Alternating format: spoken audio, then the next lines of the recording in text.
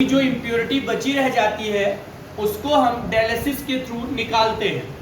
Dialysis में क्या होता है कि एक बीकर में मेम्ब्रेन लगा देते हैं या स्पेसिफाइड फिल्टर पेपर लगा देते हैं जिनके पोर्स 1 नैनोमीटर से बड़े नहीं होते हैं, 1 नैनोमीटर से छोटे होते हैं। और जब कोलाइड्स, इलेक्ट्रोलाइट और आयन का मिक्सचर इसके ऊपर डाला जाता है तो जितने भी इलेक्ट्रोलाइट्स और आयन हैं जिनकी साइज 1 नैनोमीटर से छोटी है वो सबके सब सेटल डाउन नीचे आ जाते हैं और जो कोलाइड्स होते हैं ये फिल्टर पेपर के ऊपर या अपने मेम्ब्रेन के ऊपर रखे रह जाते हैं।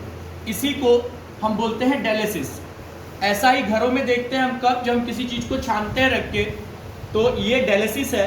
बायो में भी डायलिसर का यूज़ किया जाता है जब ब्लड को हम क्या करते हैं, प्यूरिफाई करते हैं। वो भी यही करता है कि जो हमारी किडनी खराब हो जाती है तो ब्लड जो होता है वो डायलिसर के थ्रू प्यूरिफाइड होकर हमारी बॉडी में डाला जाता है। तो ये बहुत ही आसान सा मेथड था जिससे हम कोलाइड्स में एक्स्ट्रा इम्प्योरिटीज़ को बाहर निकाल सकते हैं। बट ये प्रोसेस बहुत स्लो होता है। अगर इस प्रोसेस को थोड़ा तेज करना है तो एक काम किया जा सकता है कि अगर हम अपने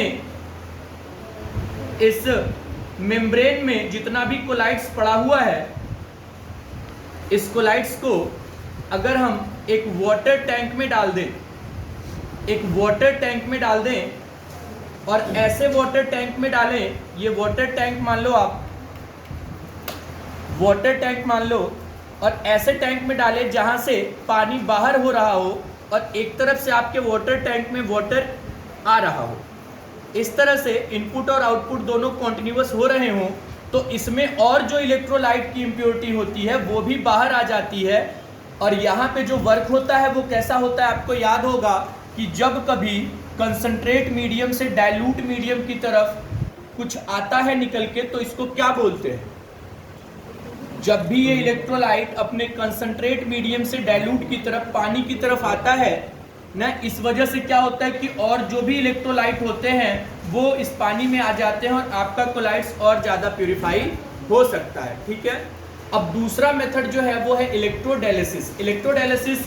डायलिसिस ही है, ये इतना स्लो प्रोसेस है। इसी को बढ़ाने के लिए अगर इसको हम इलेक्ट्रिसिटी के प्रेजेंस में करवाएं, जस्ट लाइक कि अगर हमने अपना कोलाइड्स यहाँ रखा हुआ है किसी तरह से बांध के, जैसे भी इस तरह से मान लो अपने कोलाइड्स को इसमें रखा हुआ है, कोलाइड्स को इसमें रखा हुआ है और इसमें क्या है कि हमने 2 पोल्स लगा दिए, एक पॉजिटिव पोल्स लगा दिया, एक नेगेटिव पोल्स लगा दिया।